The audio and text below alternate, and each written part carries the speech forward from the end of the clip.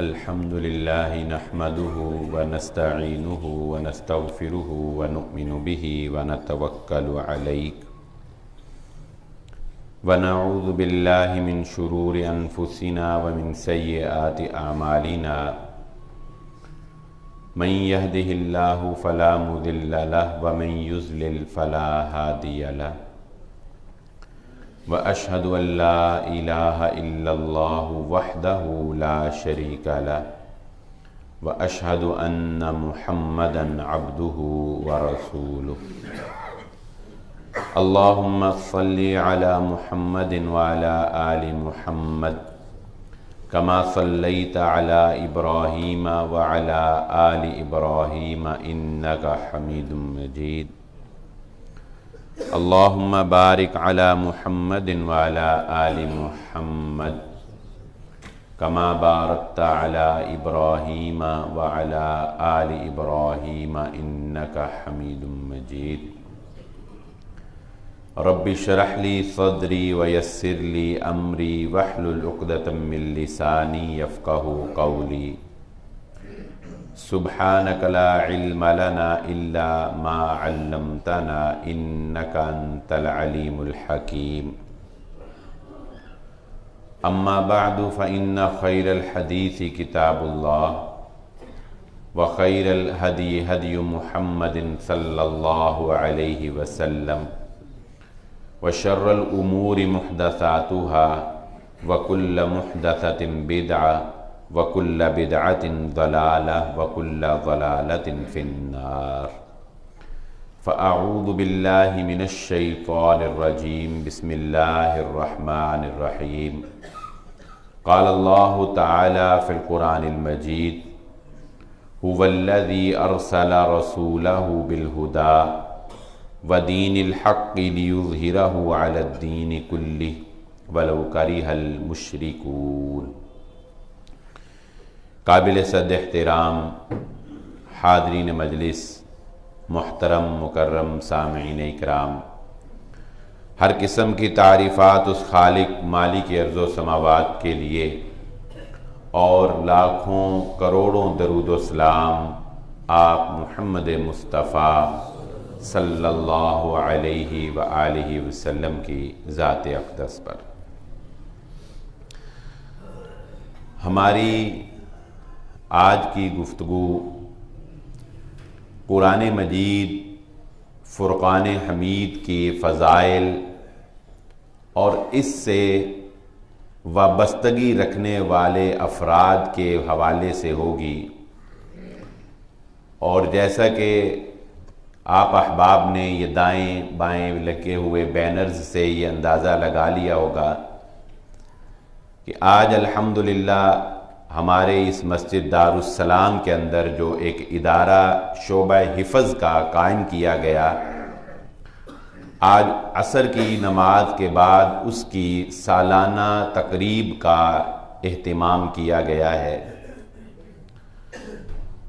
اور آخر میں خیر اس کی تفصیلات اور ہم اعلان انشاءاللہ کریں گے۔ اور آج کے اس پرفتن دور کے اندر جب کہ ہر شخص کو یہ فکر کھائے چلی جا رہی ہے اور یہ غم ہر ایک کو لاحق ہو چکا ہے کہ وہ کسی ایسی فیلڈ کو جوائن کرے، کسی ایسے سبجیکٹ کو سلیکٹ کرے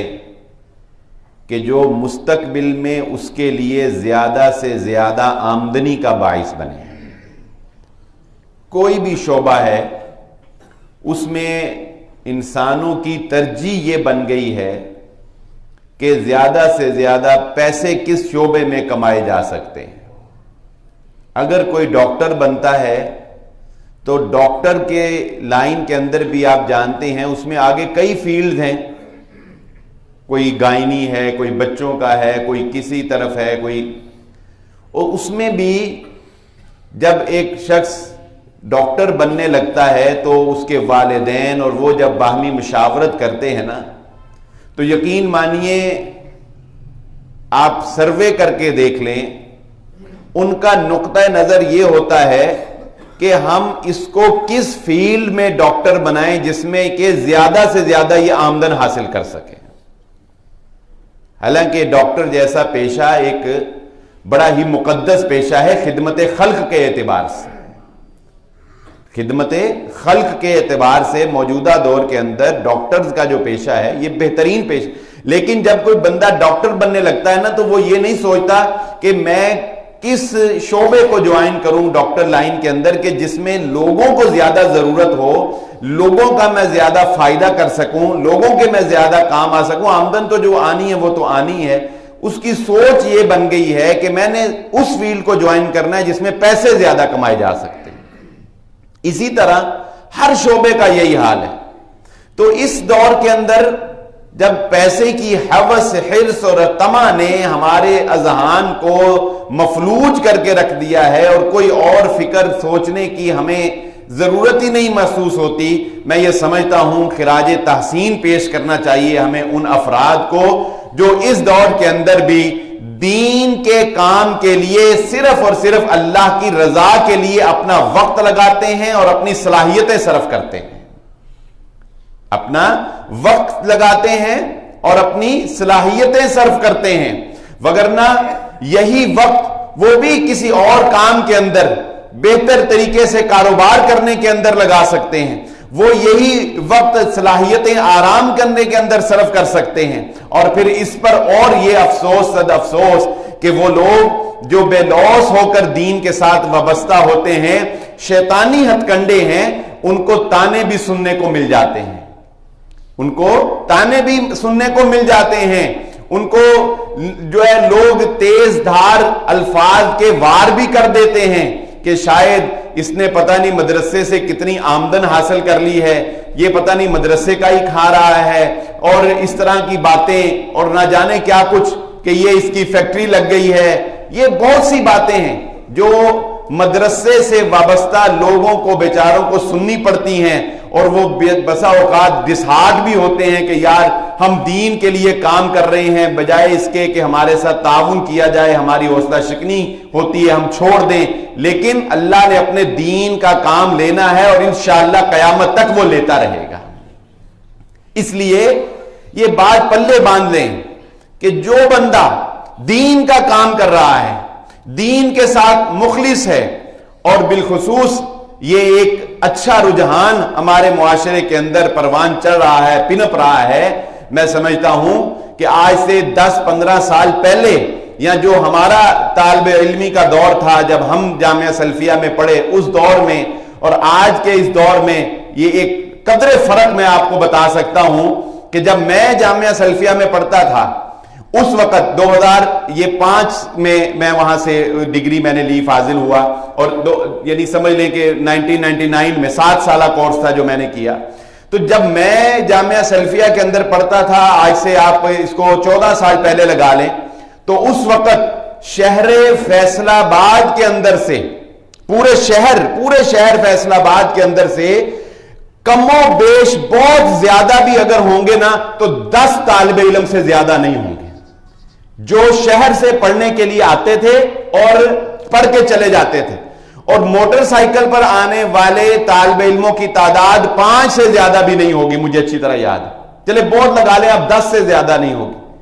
کیا مطلب کہ وہ لوگ, وہ افراد, وہ خاندان جو صاحب حیثیت ہیں, اچھے علاقوں سے تعلق رکھتے ہیں. مجھے آج بھی یاد ہے, یہ فخر کی بات نہیں ہے, سب کچھ اللہ کی توفیق سے ہی ہے اور ہر تعریف اللہ کے لیے ہے, مگر مجھے آج بھی یاد ہے جب میں جامعہ سلفیہ پڑھتا تھا تو اسی طرح مولانا نجیب اللہ طارق صاحب جو ہماری پیپلز کالونی میں جمعہ پڑھایا کرتے تھے, وہ لوگوں کو ترغیب دلانے کے لیے بتایا کرتے تھے کہ لوگوں, پورے مدینہ ٹاؤن سے, پورے فیصل آباد پیپلز کالونی سے, پوری بٹالہ کالونی سے, اس سارے علاقے سے صرف ایک بچہ ہے جو جامعہ سلفیہ میں پڑھتا ہے. اس پورے علاقے سے صرف ایک بچہ. جب میں پڑھتا, وہ بھی میں ویسے خوشی سے نہیں پڑھتا تھا اس وقت, مجھے بھی زبردستی میرے ماں باپ نے داخل کروایا تھا. بہرحال وہ ایک لمبی داستان ہے. کہنے کا مقصد کیا ہے کہ ہم نے آج سے کم و بیش 10-15 سال پہلے تو ٹرینڈ یہ تھا کہ وہ افراد جو کمزور گھرانے غریب گھرانے جن کے پاس وسائل نہیں ہوتے تھے، یا جن کا بچہ نالائق ہوتا تھا، جس کے جو پڑھ نہیں سکتا تھا، یا جو اپنے بچوں کا بوجھ نہیں اٹھا سکتے تھے، وہ کہتے تھے چلو اس کو مدرسے میں داخل کراؤ، ادھر پڑھے گا، چلو کچھ کر کے کچھ بن ہی جائے گا۔ یہ تو اللہ کا شکر ہے، ہمیں شکر ادا کرنا چاہیے اس مالک ملک کا کہ مدارس والوں کی خدمات کی استقامت کی وجہ سے آج الحمدللہ جامعہ سلفیہ کے اندر ایک اچھی تعداد ہے جو لوگ شہر کے علاقوں سے اچھے گھرانوں سے پڑھنے کے لیے وہاں پر آتے ہیں، اور موٹر سائیکل کے اوپر وہاں پر پڑھنے کے لیے آتے ہیں۔ اچھے گھرانوں کے لوگ بچوں کی تعداد جو ہے وہ اب میرا خیال ہے کہ سینکڑے کے اندر یقیناً پہنچ چکی ہوگی۔ یہ وہ جہد مسلسل ہے جو مدارس نے الحمدللہ جاری رکھی۔ تو میں آپ احباب سے آج کی اس گفتگو کے تناظر میں یہ بات کہنا چاہوں گا کہ قرآن کو مت چھوڑیں، قرآن کو معمولی نہ سمجھیں، قرآن کو پسے پش نہ ڈال دیں۔ اللہ تعالیٰ نے اگر وسائل دیے ہیں، مالی طور پر اگر اللہ رب العزت نے آپ کو وسائل سے نوازا ہے تو یقین مانیے یہ اس کا احسان ہے۔ اس احسان کی قدر کرتے ہوئے اپنے بچوں کو قرآن سے جوڑ دیجئے۔ جو بچہ آپ کا قرآن سے جڑ جائے گا، قرآن پڑھنے والا بن جائے گا، قیامت والے دن آپ فخر سے بتا سکیں گے کہ میں حافظ قرآن کا باپ ہوں۔ بلکہ یہی نہیں، پوری دنیا آج اگر ہمارا کوئی بچہ پوزیشن لے جاتا ہے تو ہم خاندان میں فخر سے بتاتے ہیں کہ لو میرا بچہ جو ہے وہ فرسٹ آ گیا، لو میرا بچہ جو ہے وہ ڈاکٹر بن گیا۔ کتنا کو دائرہ ہوگا ہمارے خاندان کا، کوئی 100 افراد کو پتہ لگتا ہوگا، مگر کیا کہنے اس فخر کے جو اللہ رب العزت حافظ قرآن کے والدین کو عطا فرمائے گا کہ محمد الرسول اللہ صلی اللہ علیہ وآلہ وسلم نے ارشاد فرمایا، حافظ قرآن کو قیامت والے دن جب ساری خلقت موجود ہوگی، اللہ رب العزت ایک ایسا تاج پہنائے گا جس کی روشنی سورج کی روشنی سے بھی زیادہ ہوگی، اور اس کے ساتھ اس کے والدین کھڑے ہوئے ہوں گے، اور اللہ رب العزت ان والدین کو اتنا خوبصورت اور قیمتی لباس پہنائے گا کہ پوری دنیا بھی اس کی قیمت میں اگر رکھ دی جائے تو یہ بھی حقیر ہوگی، اور لوگ فخر سے دیکھ رہے ہوں گے کہ جب وہ چمکتا ہوا تاج اور ساتھ اس کے دائیں بائیں والدین، یہ کون ہیں؟ یہ حافظ قرآن اور اس کے والدین جنہوں نے اس کے اوپر محنت کی ہے۔ سر فخر سے بلند کر دے گا یہ قرآن۔ یہ قرآن اگر اپنی زندگیوں کے اندر، اپنے بچوں کے سینوں کے اندر آپ اتار دیتے ہیں، اگر اپنے بچے کو حافظ قرآن آپ بنا دیتے ہیں تو جانتے ہیں اس کا فائدہ کیا ہوگا؟ آپ کا بچہ جب جب گھر میں قرآن پڑھے گا، جب جب گھر میں قرآن پڑھے گا، اللہ رب العزت کے فرشتے جب آسمان سے آپ کے گھر کو دیکھیں گے تو قرآن کے نور کی روشنی سے وہ اس قدر چمک رہا ہوگا کہ محمد الرسول اللہ صلی اللہ علیہ وآلہ وسلم نے ارشاد فرمایا، اپنے گھروں میں اپنی نمازوں کا کچھ حصہ اپنے گھروں کے لیے رکھ لیا کرو، اور گھروں کو قبرستان نہ بناؤ، اپنے گھروں میں قرآن پڑھو۔ کیوں؟ جن گھروں میں قرآن پڑھا جاتا ہے، جن گھروں میں قرآن پڑھا جاتا ہے، آسمان کے فرشتے جب ان گھروں کی طرف دیکھتے ہیں تو وہ آسمان والوں کو اس طرح پر نور نظر آتے ہیں جس طرح زمین والوں کو آسمان پر ستارے روشن نظر آ رہے ہوتے ہیں۔ یہ قرآن کی برکت ہے، اور صرف یہی کافی نہیں ہے، اللہ کی قسم، وہ بچہ جس کو آپ نے پیسے کمانے کے اوپر لگا دیا، جس کو آپ نے جرمنی پڑھنے کے لیے، فرانس پڑھنے کے لیے اور UK پڑھنے کے لیے بھیج دیا، اور وہاں نہ جانے اس نے کیا کیا اپنا ایمان بھی ضائع کر دیا، مگر آپ اس بچے کی قدر کرنا سیکھیں کہ جس کے بارے میں محمد الرسول اللہ صلی اللہ علیہ وآلہ وسلم نے فرمایا تھا کہ ایک شخص جب مر گیا تو اس کے مرنے کے بعد اس کے درجات میں اضافہ کر دیا گیا۔ جب اس نے فرشتوں سے پوچھا کہ میرے مرنے کے بعد پھر میں نے کوئی نیکی تو کی نہیں، میں نے کوئی کام اچھا کیا نہیں، پھر یہ میرے درجات میں جنت میں اضافہ کیوں ہوا؟ تو فرشتے اس کو بتائیں گے یہ تیرے پیچھے سے تیرا بیٹا ہے جو تیرے لیے اللہ سے دعائیں کرتا ہے، اللہ نے اس کی دعاؤں کے بدلے تیرے درجات کو بلندی عطا کر دی ہے۔ یہ والدین کی قدر یہ ایک دیندار، ایک دین سے وابستہ بچہ ہی جان سکتا ہے۔ وہ شخص جو دنیا کا راسی بن چکا ہو، جو دنیا کی حرص اور طمع کو اپنے دل میں جگہ دے چکا ہو، وہ تو یقیناً اولڈ ہاؤس کا راستہ ہی اپنے والدین کے لیے دیکھے گا نا۔ وہ تو اپنے والدین کو اولڈ ہاؤس میں جمع کروائے گا کہ چلو ماہانہ چند روپے ہی دینے ہیں ماں باپ کے لیے، ان کی کھانسی سے، ان کے کھانسنے سے، ان کے جھڑکوں سے، ان کے ٹوکنے سے، ان کے روکنے سے، یہ ساری چیزوں سے جان تو چھوٹے گی۔ وہاں چند روپے ماہانہ جو ہے اتنا کماتا ہوں دے دوں گا، ان سے جان چھوٹ جائے گی؟ نہیں۔ محمد الرسول اللہ صلی اللہ علیہ وآلہ وسلم نے فرمایا قیامت کا دن ہوگا، اللہ رب العزت حافظ قرآن کو بلائیں گے، اللہ رب العزت حافظ قرآن کو کہیں گے یہ جنت کا راستہ ہے، تجھے قرآن یاد ہے، تو قرآن پڑھنا شروع کر دے۔ اور فرمایا اللہ رب العزت قیامت والے دن بھی اسے کہیں گے قرآن ٹھہر ٹھہر کے ترتیل سے پڑھ، جس طرح تو دنیا میں ٹھہر ٹھہر کے پڑھا کرتا۔ وَرَتِّلِ الْقُرْآنَ تَرْتِيلًا، قرآن کو اس طرح سے ٹھہر ٹھہر کے خوبصورت آواز میں پڑھتا چلا جا، اور جنت کی سیڑھیاں چڑھتا چلا جا، جہاں پر تیرا آخری حرف ہوگا جنت میں وہیں پر تیرا ٹھکانہ ہوگا، جنت میں وہیں پر تیرا ٹھکانہ ہوگا۔ یہ وہ اعزاز ہے جو اللہ رب العزت قیامت والے دن حافظ قرآن کو نصیب فرمائے گا۔ اور ہم جانتے ہیں انسان جب مر جاتا ہے نا، مر جاتا ہے تو اس کے اعمال منقطع ہو جاتے ہیں، سوائے اس کے کہ اللہ کے نبی صلی اللہ علیہ وسلم نے فرمایا تین چیزیں، ان میں سے ایک الولد الصالح، نیک اولاد۔ مرنے کے بعد اگر آپ کی اولاد نیکیاں کرتی ہے، اگر آپ کی اولاد نیک اعمال کرتی ہے تو مرنے کے بعد اس کی نیکیوں کا ثواب آپ کو ملتا ہے۔ ذرا سوچئے اگر آپ نے اپنے بچے کو حافظ قرآن بنایا ہو، حافظ قرآن بنایا ہو، وہ روزانہ منزل دہرائے گا نا، وہ روزانہ قاری صاحب کے پاس جا کے سپارہ سنائے گا، ایک سپارہ آدھا سپارہ روزانہ پڑھے گا۔ جب وہ روزانہ ایک سپارہ آدھا سپارہ پڑھے گا تو جانتے ہیں آپ کو کیا ملے گا؟ دنیا میں تو جو ملے گا ملے گا، مرنے کے بعد جانتے ہیں آپ کو کیا ملے گا؟ وہ ملے گا جس کو آپ کا کیلکولیٹر جو ہے وہ کیلکولیٹ نہیں کر سکتا، وہ شماریات اس کو شمار نہیں کر سکتے۔ کیوں؟ کیونکہ محمد الرسول اللہ صلی اللہ علیہ وسلم نے فرمایا جب ایک مومن آدمی قرآن مجید کا ایک حرف پڑھتا ہے، ایک لفظ نہیں ایک حرف پڑھتا ہے، اس کے نامہ اعمال میں 10 نیکیاں لکھ دی جاتی ہیں۔ آپ نے فرمایا الف لام میم، ایک نہیں ہے بلکہ الف ایک، لام 2، میم 3 حرف ہیں۔ آپ ذرا اندازہ لگا لیجئے جب آپ کا بچہ قرآن پڑھتا جائے گا، ایک حرف کے بدلے 10 نیکیاں اس کے نامہ اعمال میں تو درج ہوں گی، لیکن آپ کی زندگی کے بعد یہی نیکیاں آپ کے لیے کتنی مفید ثابت ہوں گی۔ تو بتائیے حافظ قرآن آپ کے مرنے کے بعد فائدہ مند ہوگا یا وہ جس کو آپ نے کسی اور راستے کے اوپر لگا دیا ہے؟ قدر کیجئے، اس قرآن کی قدر کیجئے اور اپنے بچوں کو دین۔ اور آپ تو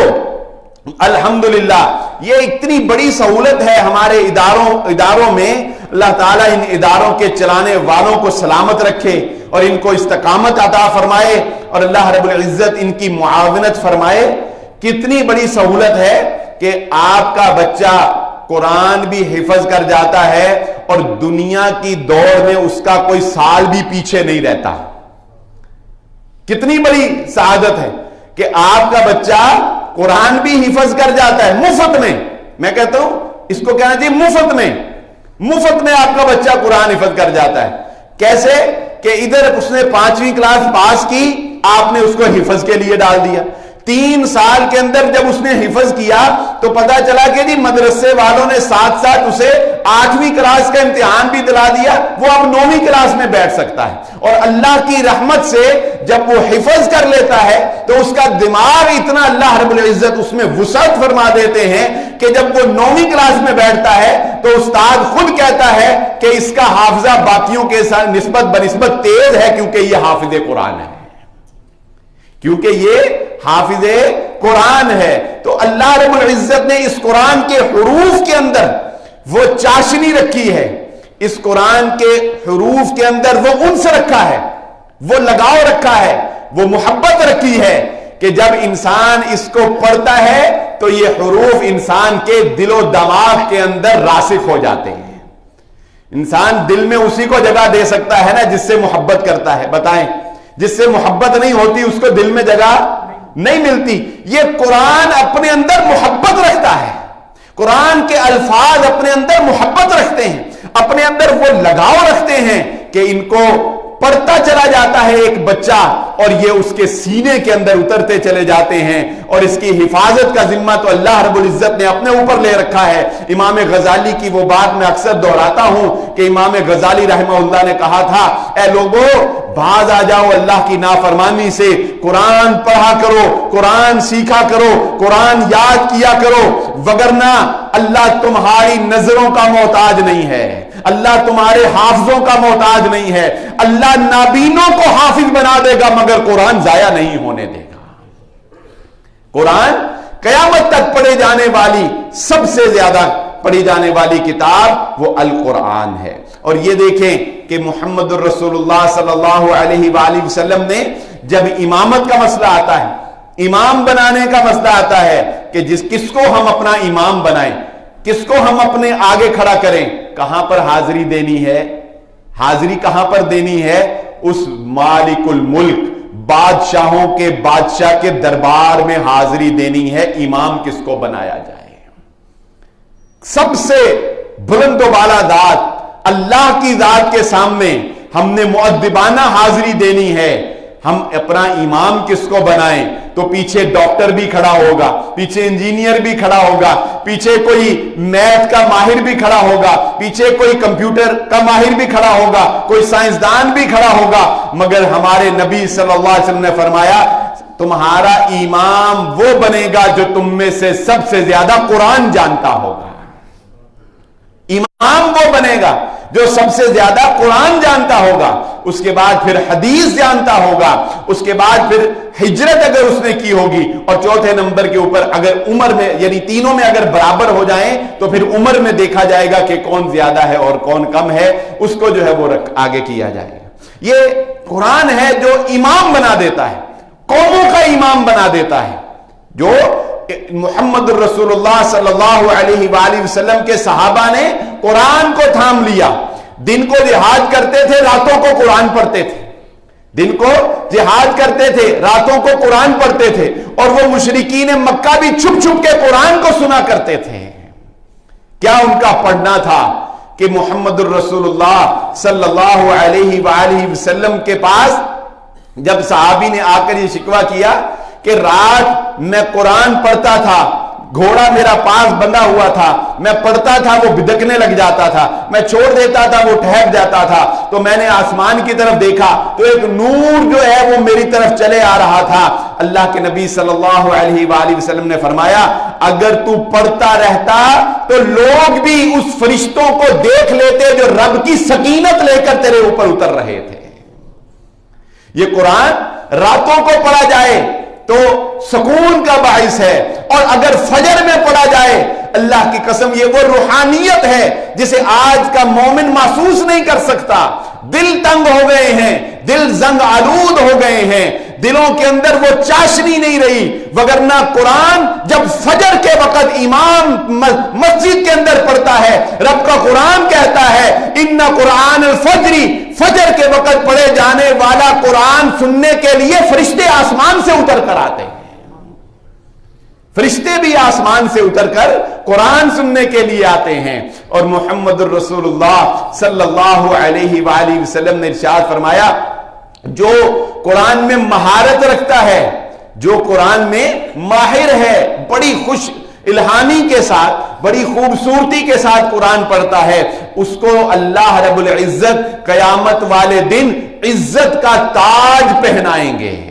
اللہ اس کو عزت کا تاج پہنائیں گے۔ اور جو شخص قرآن پڑھنے میں مہارت نہیں رکھتا، جو شخص قرآن پڑھنے میں مہارت نہیں رکھتا مگر لکنت ہے زبان میں، مگر کوشش کرتا ہے، ٹھہر ٹھہر کے پڑھتا ہے، ہمت کرتا ہے، قرآن پڑھتا ہے، اللہ کے نبی صلی اللہ علیہ وآلہ وسلم فرماتے ہیں اللہ رب العزت اس کو دوہرا اجر عطا فرمائیں گے۔ ہم میں سے اکثر لوگ عمر کے اس حصے میں پہنچ جاتے ہیں جب وہ قرآن مجید کی تعلیم اس طرح حاصل نہیں کر پاتے جس طرح کہ ایک بچہ حاصل کر سکتا ہے۔ اکثر ہم نے دیکھا بزرگ ہمارے آباء و اجداد، یا جب انسان 30-40 سال کی عمر سے اوپر چلا جاتا ہے تو پھر ایک شرم بھی ہوتی ہے اس کو کہ اب میں کسی سے کیسے قرآن سیکھوں، وہ کہے گا تجھے اتنا بھی نہیں پڑھنا آتا، اور بعض بزرگ جو ہیں ان سے نہیں۔ تو بھائی اس میں کوئی شرم محسوس کرنے والی بات نہیں، کوئی شرم محسوس کرنے والی بات۔ ڈاکٹر کے لیے ایک لمٹ ہے کہ اتنی عمر ہو تو ڈاکٹر میں داخلہ ملے گا، اس کے بعد نہیں ملے گا۔ مدینہ یونیورسٹی میں داخلے کی ایک لمٹ ہے کہ 26 سال عمر ہے، اس کے بعد نہیں ملے گا۔ فلاں کی لمٹ ہے، فلاں کی لمٹ ہے۔ قرآن سیکھنے کی کوئی لمٹ نہیں ہے، قرآن سیکھنے کی کوئی لمٹ نہیں ہے۔ عمر کے کسی بھی حصے میں پہنچ چکے ہو، دعائیں دو ان اماموں کو جو تمہاری خدمت مفت کے لیے مسجدوں میں بیٹھے ہیں کہ کوئی آئے تو صحیح ہم سے سیکھنے، ہم اس کو سکھا دیں۔ کوئی آئے ہمیں کہے ہم اس کو سکھا دیں۔ ہم نہ عمر پوچھیں گے، ہم نہ شعبہ پوچھیں گے، ہم نہ تعلیم پوچھیں گے، ہم نہ اس سے اس کا سٹیٹس پوچھیں گے، نہ اس کا معیار تعلیم پوچھیں گے۔ ہم اس کو بٹھائیں گے اور خلوص دل کے ساتھ، ہمارے لیے امیر بھی ویسے، غریب بھی ویسے، مسکین بھی ویسے، چودھری بھی ویسے، وڈیرا بھی ویسے، بدماش بھی ویسے، شریف بھی ویسے، ہمارے لیے سب برابر۔ جو آ جائے ہمارے امام کے پاس وہ کہتا ہے قرآن سیکھنے آیا، اس کو خوشی اتنی ہوتی ہے، وہ کہتا ہے آ بیٹھ، جس بھی عمر کے حصے میں آیا تجھے قرآن سکھانے کے لیے میں تیار ہوں۔ عمر کے جس حصے میں بھی آپ ہیں قرآن سیکھ لیں۔ علماء کرام کا فتویٰ پتہ اس بارے میں کیا ہے؟ کہتے ہیں کہ اگر کوئی شخص عمر کے اس حصے میں پہنچ چکا ہے کہ وہ قرآن مجید پڑھنا نہیں اس کو آتا، اس کو قرآن مجید پڑھنا نہیں آتا، اب عمر کے اس حصے میں پہنچ چکا ہے یا تعلیمی معیار اتنا کمزور ہے کہ پڑھنا سیکھ بھی نہیں سکتا، وہ کہتے ہیں اس کو چاہیے قرآن سامنے رکھ کے صرف اوپر انگلی پھیرتا رہے، اللہ اس کا بھی ثواب عطا فرما دے۔ کچھ کرے تو صحیح نا، اللہ کے لیے جو کر سکتا ہے وہ کرے، جو کر سکتا ہے وہ نماز کھڑے ہو کر نہیں پڑھ سکتا، ابھی بیٹھ کر پڑھ لو، بیٹھ کے نہیں پڑھ سکتے، لیٹ کے پڑھ لو، لیٹ کے نہیں پڑھی جاتی، اشارے سے پڑھ لو۔ میں نے شیخ صالح الفوزان کا واقعہ سنایا تھا نا، جو سمندر کے اندر ڈوب رہے تھے، سمندر میں ڈوب رہے ہیں اور لائف جیکٹ پہنی ہوئی ہے سمندر میں، اور ان کا دوست جو ان کے ساتھ جس نے یہ واقعہ نقل کیا وہ کہتا ہے شیخ صالح الفوزان مجھے سمندر میں لہریں چل رہی ہیں، لائف جیکٹ پہنی ہوئی ہے، ڈوب رہے ہیں، اور مجھے کہتے ہیں او میرے دوست مغرب کی نماز کا وقت ہو گیا، نماز پڑھنا نہ بھولنا۔ انسان جس حال میں بھی ہو، جو بھی کر سکتا ہو وہ اسے کرنا چاہیے۔ میں ترجمہ قرآن کلاس پڑھاتا تھا، 2 کلاسیں میں نے الحمدللہ ترجمہ قرآن کی مکمل پڑھائی، ایک محمدی مسجد میں اپنے قریب اور ایک اقصی مسجد میں، 4 سال کے اندر قرآن مجید مکمل کروایا۔ تو وہاں پر ایک جٹ آدمی، مقبول ان کا نام تھا، وفات پا گئے، اللہ ان کی مغفرت فرمائے، وہ پڑھتے تھے میرے سے۔ تو زمیندار آدمی تھے، کچھ بھی نہیں آتا تھا ان کو، وہ بیٹھے رہتے تھے نہ، میں ٹیسٹ بھی میں لیتا تھا 1 ماہ بعد 2 ماہ بعد، تو ٹیسٹ بھی میں نے لیا تو ان کو مطلب بالکل نہیں ان کو پتا لگتا تھا۔ تو ایک دن ایسے ہی بیٹھے ہوئے تو انہیں پوچھا کسی دوست نے کہ آپ کو سمجھ تو کوئی آتی نہیں،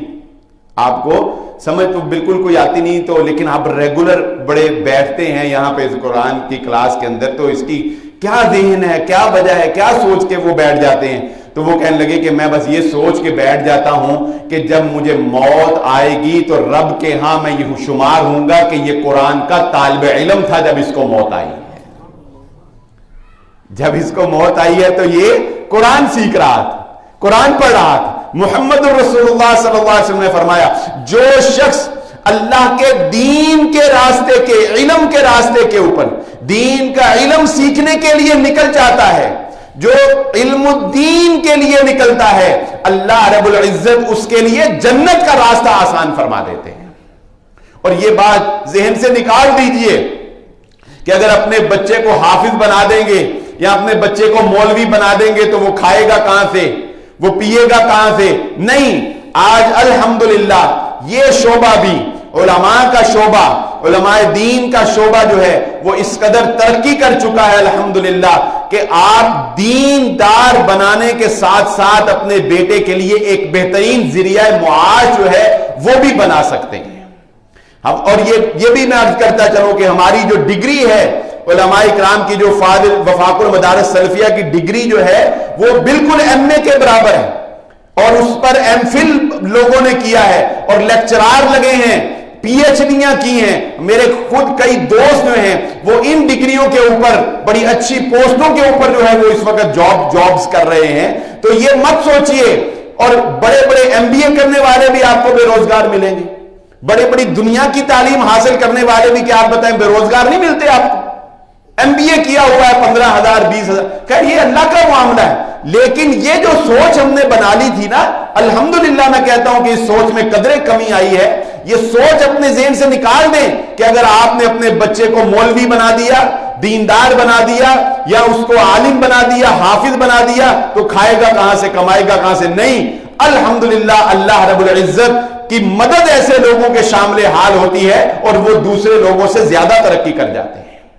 लफ्ज मौलवी से मैं आपको बताऊं, हमें कोई मौलवी कहे या हम मौलवी के लफ्ज से समझते हैं कि शायद ये अच्छा लफ्ज नहीं है, इस लफ्ज को हम एहसासे कमतरी का शिकार समझते हैं। एहसासे कमतरी होती है हमें कि जब हमें कोई मौलवी कहता है। मैं आपको एक स्कॉलर की बात सुनाता हूं, वो डॉक्टर भी हैं और साथ में दीन की तरफ भी आ गए। तो उन्होंने लेक्चर देते हुए एक दिन ये बात कही, उन्होंने कहा कि देखो, मुझे फितरती तौर पर जब कोई डॉक्टर साहब कहता है तो बड़ी खुशी होती है, जब कोई मौलवी कहता है तो अजीब सा लगता है। जब कोई मुझे मौलवी कहता है ना, मौलवी ओ मौलवी साहब, तो अजीब लगता है। जब कोई डॉक्टर साहब कहता है तो बड़ी खुशी होती है। वो कहते हैं कि लेकिन एक दिन मैं सोचने लगा कि अगर कल कयामत के रोज अल्लाह रब्बुल इज्जत ने कहा कि मौलवी वो जो मौला वाले, अल्लाह वाले, कि अल्लाह ने अगर कहा कि चलो मौलवी सारे जो हैं वो दाएं तरफ हो जाओ, एक तरफ हो जाओ, और डॉक्टर जो है वो एक तरफ हो जाओ, तो मुझे उस दिन मौलवियों की सफ में खड़ा होना अच्छा लगेगा, डॉक्टरों की सफ में खड़ा होना अच्छा नहीं लगेगा। क्योंकि मौलवी वो है जो मौला वाला, जिसने दीन का काम किया, जिसने दीन को अपने सीने से लगाया, जिसने कम तनख्वाह के ऊपर कुरान पढ़ाया, जिसने कम वसाइल के ऊपर इमामत करवाई, जिसने हर तरह से मसाइब और ताने और तकलीफें बर्दाश्त की, लेकिन उसने रब के कुरान को नहीं छोड़ा है। इसलिए अपने आप को दीन से जोड़ें। अच्छे घरानों के जो लोग हैं वो अपने बच्चों को आगे लेकर आएं ताकि उनको मुआश की फिक्र ना हो। ये फिक्र मुआश जो है वो एक शेर है कि जब इंसान को फिक्र मुआश हो तो नारे हू कहां से बुलंद होगा, नारे हक कहां से बुलंद होगा। बहुत से लोगों को फिक्र मुआश जो है वो दीन का काम करने से रोक देती है। दीन के अंदर वो आगे नहीं जा सकते, तरक्की नहीं कर सकते, क्योंकि फिक्र मुआश है। और फिर इसी फिक्र मुआश की वजह से, इसी फिक्र मुआश की वजह से इन बेचारों से गलतियां भी हो जाती हैं। कभी किसी के आगे सवाल कर बैठते हैं, क्या करें, इंसान है, पेट लगा हुआ है, उनको भी जरूरियात है, उनको भी जब नहीं पूरी हो पाती मजबूर हो जाते हैं। फिर अगर किसी से कुछ सवाल कर बैठते हैं तो फिर तानों की बौछार सुननी पड़ती है, फिर उन्हें बातें सुननी पड़ती हैं। बहरहाल ज़रफ होना चाहिए इंसान के अंदर, लेकिन जरा उनकी हालत जार को भी तो देखा करें,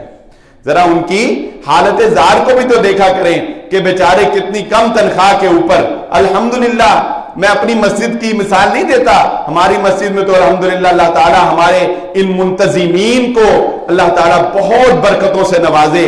और इस मस्जिद के बनाने वालों के अल्लाह ताला जो जिंदा हैं उनके जानो माल के अंदर बरकत अता फरमाए, और जो इस दुनिया से चले गए अल्लाह ताला ये सदका जारिया है उनके लिए।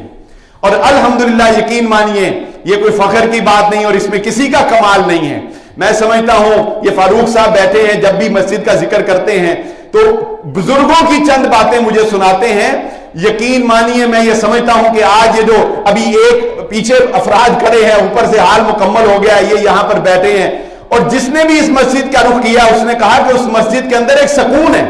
یہ سکون ان منتظمین کی وجہ سے بھی، اور وہ بزرگ جنہوں نے اپنے رزق حلال میں سے شوق سے اس مسجد کی بنیادوں میں اپنا خون پسینہ کی آمدن جو ہے وہ شامل کی، اللہ کی قسم یہ اس کی برکت ہے کہ آج یہ ترقی پر جا رہی ہے.